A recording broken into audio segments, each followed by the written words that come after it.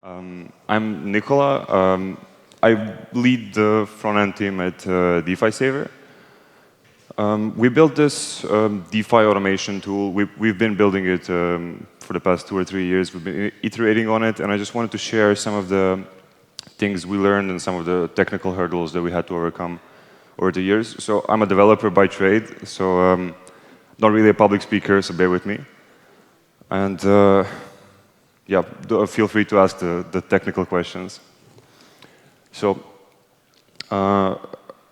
late 2018, I think it was, the team of DeFi Saver was on a vacation team building sort of thing on Thailand.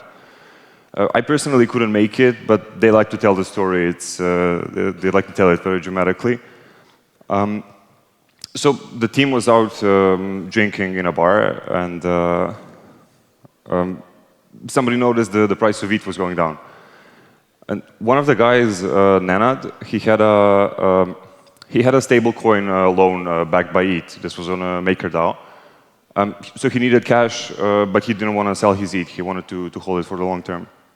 And somebody noticed the price of ETH was going down, so Nenad figured he might get liquidated because his collateral is going down.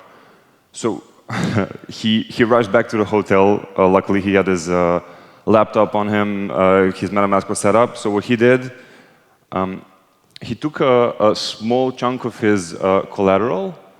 He took it out, he sold it for DAI, and paid back his debt. So what he did, basically, he decreased his whole position. He decreased both his collateral and his debt. But thereby, his collateralization ratio went up because the collateral was now relatively bigger compared to the debt. So thereby, he sort of saved himself from liquidation. In the financial world, some of them call it graceful unwinding. Some of them call it partial self-liquidation. We just called it repay. So Nenad realized there should exist a simpler, well, easier, but more importantly, safer way to do this. Because first of all, this was actually 3 transactions because he needed to take out his collateral, sell it, and then pay back his debt. And actually, by doing the first one, by taking out his collateral, he actually ended up being closer to liquidation for a short period of time. So this was also kind of dangerous. Anyway, that was the sort of main idea for DeFi Saver. That's how the advanced DeFi dashboard came to exist.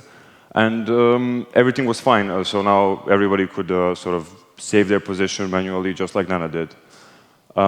Except if nobody noticed the price of ETH was going down, or if the users didn't have their ledger on them, or if they were just asleep.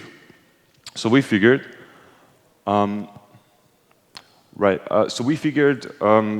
what if we sort of monitor the user's position for them, like instead of them? That way they can actually sleep at night, and we'll take care of the rest. The idea was pretty simple. If the price goes down, we just offer liquidation protection for the users. So basically do what Nenad did, but automatically.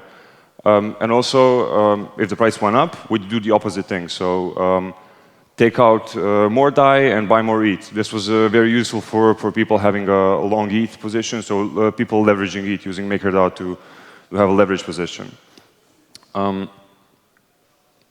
Obviously, we didn't want to handle the users' funds. We had to keep this trustless. We didn't want to be able to do anything to their funds, right?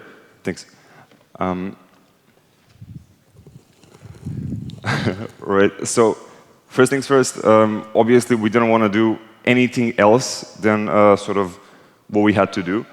The way we organized this on the Solidity level was our contract. So our bots would actually have only the permission to do those 2 functions that we just mentioned. So repay and the opposite, which we call boost, nothing else. And inside of those functions, there would have to be like safety checks. So for example, we couldn't actually call repay or boost unless the threshold requirements were met. So if the user's ratio was actually below the threshold that they set up. Additionally, we didn't want to be able to take too much of the fee. Everything was hard-coded on the contract. We didn't want to be able to do something malicious by accident or by being exploited. So, for example, if the repay function didn't actually bring the collateralization ratio up, the whole transaction would revert. So we made sure everything was sort of backed from the Solidity side. So we launched this. This was, I think it was already 2019. We had a few users subscribe, so we were monitoring a couple positions. The first crash came. We had no idea what was going to happen. Everybody was obviously glued to the screen. The price was going down. Was the system even going to do anything? Was it just going to crash? Was everything going to fail? Was something terrible going to happen? The system basically worked. We repaid a bunch of positions. Obviously, nobody got liquidated. Everything went fine. So there were a couple of positions. But sort of on every one of these crashes, we learned something new. It wasn't as simple as we hoped it would be. So for example, one of the obvious problems, if the price of ETH is going up or down, the gas price is going to go up as well, because everybody's going to jump to the network, it's going to be congested. So we actually needed to monitor the gas price. We needed to check if the transactions were passing, because like if the first one gets stuck with a low gas, it's not going to get mined, it's going to make all the other ones stuck as well because of the nonce. We also had to account for slippage errors, because if the price is volatile, the exchange, the swaps might actually fail, so the transaction is going to revert back as well. We just had to monitor everything that we did, basically. So with each one of these sort of crashes, the system got that much more robust and resilient. So if you were in DeFi back in 2019 or early 2020, you might remember March 12th. This was the first significant price crash of ETH for which ETH actually had users. You had like real-world apps that were actually being used. So, and this was like past DeFi summer, so DeFi protocols were actually out and about. You actually had usage on them. So we were there, the price started dropping, it was March 12th. So the system started repaying people, the price kept dropping. This was just like an unprecedented event on like so many levels. So for example, we're obviously monitoring the system, it was day, and for some reason, at some point, all the transactions start failing. Like all of them, one after another, the system is resending them, they keep failing, we have no idea why. And this was back at the time where gas prices above 20 or 30 gwei were pretty rare, but like 3-digit gas prices had just never seen before, like this didn't happen before. So we realized about an hour into the whole process that Kyber, one of the on-chain exchanges that we were using for swaps, actually had a hard-coded requirement in the swap contract that automatically reverted the transaction if the gas price was over 80 gwei, which like they figured, if it's over 80 gwei, it's probably a mistake or somebody's trying to do something malicious. So we're just gonna revert everything back. So everyone's transactions was failing, nobody knew why. It took us a while. So yeah, Black Thursday came and went. Everybody survived, I guess. Nobody was really happy, but nobody got liquidated. Nobody got the liquidation penalty, if nothing else. Yeah, so we saved a whole bunch of people. Everybody was happy. The system sort of turned out to be working. I love these tiny screenshots.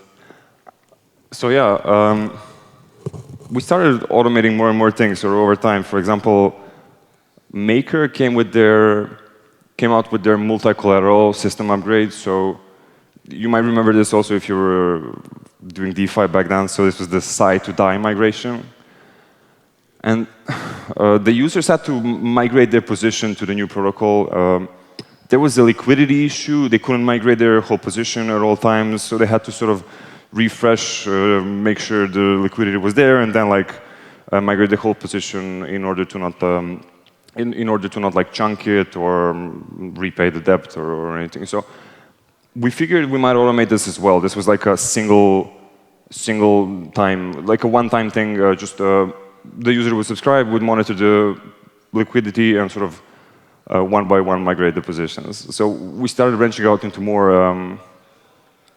into automating more things, right? Also, as the whole DeFi movement was sort of growing, catching its speed, we sort of branched out from being just DeFi Saver into integrating a bunch of different protocols, mainly including Compound and Aave at first, which were kind of similar in a way. You also had like loans and collateral. So we offered the same type of service or the same type of automation. So we had liquidation protection and automated leveraging, pretty similar to what we had for Maker. But as our toolkit sort of grew, we sort of gained this reputation for being an advanced DeFi management tool for advanced users. And more advanced users sort of poured in. And they had all these crazy ideas of like things they wanted to do and in a single transaction, the things they wanted to automate as well. So we were just building, liquidation protection. We couldn't keep up with the crazy demand that all these users had, and these are good problems to have. But it was just we couldn't keep up. We had Reflex and Liquidity, which we couldn't even. We didn't yet have time to set up this huge monolith system for liquidation protection as well for them. There was also the issue of like what to prioritize. We wanted to like support everybody equally, but we just couldn't keep up. So we had this system that was now 1 or 2 years in. It was sort of tried and true. It was robust. It was resilient. It's been through so many crashes. We also made it pretty trustless and secure over time. So, well, even initially. But it was just very hard to expand. It wasn't flexible. We had to sort of write the contracts from the bottom up for each sort of automated interaction that we wanted to have. This backend system was also very monolith. We'd have to sort of upgrade. We'll deploy a whole new system for everything. So we needed a new system that kept the good parts from this one, kept it as robust as we figured out how to make it over time. Obviously keep it trustless, but make it more easy to scale, make it more generalized. So we figured we'd start from the ground up. We started from the Solidity smart contract sort of architecture side. We created this super modularized smart contract architecture where we sort of only wrote the smallest chunks of like DeFi interactions. So we only wrote the maker borrow, compound supply, flash loan, swap on an exchange, Aave withdraw. So only the smallest interactions, which we called actions. And we created a way for us to be able to execute all these tiny chunks sort of as a single transaction. So we called it a recipe. We had this sort of proof of concept, well, this conceptual architecture that we wrote, but we had to see if it actually makes sense to use in production. The proof of concept was called the recipe creator. So this is a front-end tool that let the user sort of literally drag and drop all these DeFi building blocks into a single transaction. So they were like bundled up. You could like reuse the values. You can like sort of. It was pretty advanced for its time. We sort of launched it. Especially the advanced users, they loved it. They made like all these crazy things. But yeah, so they could execute. So they can execute this recipe manually. They can do whatever they want, but it's still manual. Obviously, the next step was letting them automate this. So we came up with what we call a strategy system. A strategy is simply a combination of a recipe, like they sort of made it, like the users, drag and dropped it, and what we call a trigger. So a trigger would obviously be if the price changes, if the ratio drops down or something like that, and the recipe would be like repay my position, for example, to use the previous example. Obviously, we had to keep this system very trustless. I'm missing a slide with the screenshot, but actually, this was the challenging part. Sort of, we had to make sure that this new, way more flexible system way more open and layered system was actually as trustless as the previous one. So how that would work, a lot of the, so when the user creates their strategy, a lot of the sort of input parameters of each action are actually hard-coded. So the strategy hard codes the funds recipient, the CDP ID, the sort of the user's address, the user's smart wallet, etc. And so that way, the backend, for example, I had a screenshot of a strategy that sort of takes out DAI from your Yearn account and pays back your maker debt. In that specific case, the backend would actually only be able to change the amount. So the idea was that the backend couldn't, from the technical sort of standpoint, have the means to do anything malicious, both accidentally and like on purpose in a case of an exploit. So the system was there. It was sort of robust because we already had the sort of automation system and the know-how, and it was trustless. So we sort of launched this 2 or 3 months ago as a sort of beta sort of thing, and I can definitely confirm it takes way less time to launch a new strategy. So we've been churning them out like a strategy per 2 weeks, basically. We have a bunch of them live for MakerDAO, and then we expanded to Liquidity as well. Finally, the people from Liquidity have been sort of asking us for liquidation protection for the past, I feel like it's been a year. We should be launching on L2s as well, hopefully this month. It was supposed to be last week, and it got pushed due to some sort of deployments from our partners and or Maker. But we should have L2 support for Aave automation as well on Optimism and Arbitrum. So that's the shortest. That's like the up-to-date version. And obviously, in the future, we want to make this as customizable as possible.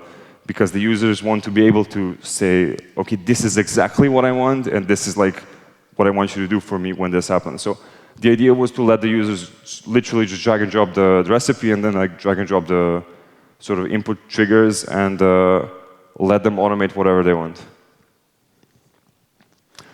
So yeah, that was the shortest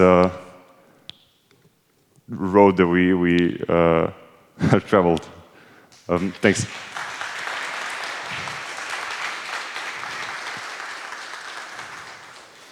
I'd love to hear any questions. I skipped a lot of sort of technical details due to the time limit, but I'd love to talk about it.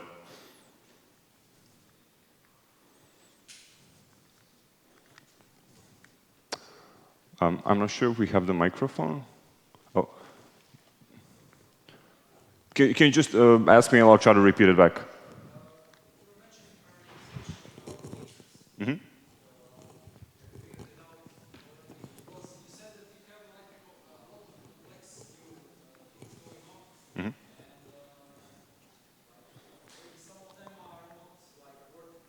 Right. Mm-hmm. Right. So the question was, how do we sort of prioritize features? Because obviously a feature needs a lot of time, and sometimes we get a feature request that makes sense, but it only makes sense for 1 or 2 people. So it's not like something a lot of people would use. That's where the recipe creator actually came in handy, because now they could literally do this. You know, they can like, they want to do something crazy, like shift between 2 protocols in a weird way. They can just drag and drop it. We can help them. We have a very live Discord. We have a good support, sort of customer support team, and we can help them make it. But now they can sort of do whatever they want on this sort of recipe creator. That's sort of the best answer I can give you. Obviously, all the other rules apply. Like, if a lot of people are asking for a feature, we're going to build it. Obviously, prioritize it by user input.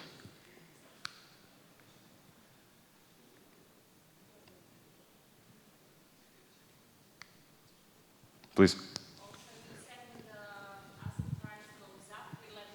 Mm-hmm. Great.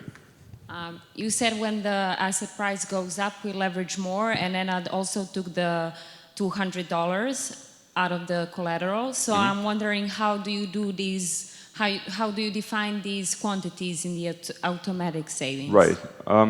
Right, so I sort of skipped over like the UI and everything, but basically the user, when they set up automation, they set up ratio thresholds, so collateralization ratio thresholds. The lower one is, so for repay, the user would basically say, if my ratio is under 200%, repay it back to 250. So we basically just calculate the amount that we'd need to take them back to 250, and we do the opposite on Boost. So they would say like, if it goes over 300, pay it back to like leverage it more to 250. Thank you.